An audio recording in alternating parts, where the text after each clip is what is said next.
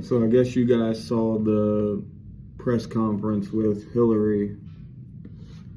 Man, does she not realize that we've seen the files at this point? I mean, all she's doing is buying this administration time.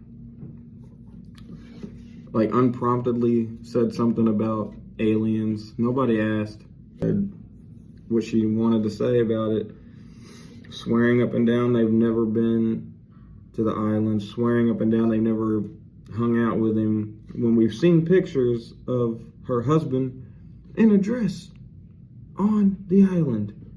I mean, what more evidence do you need? And they're just lying right to our face. They don't give a shit.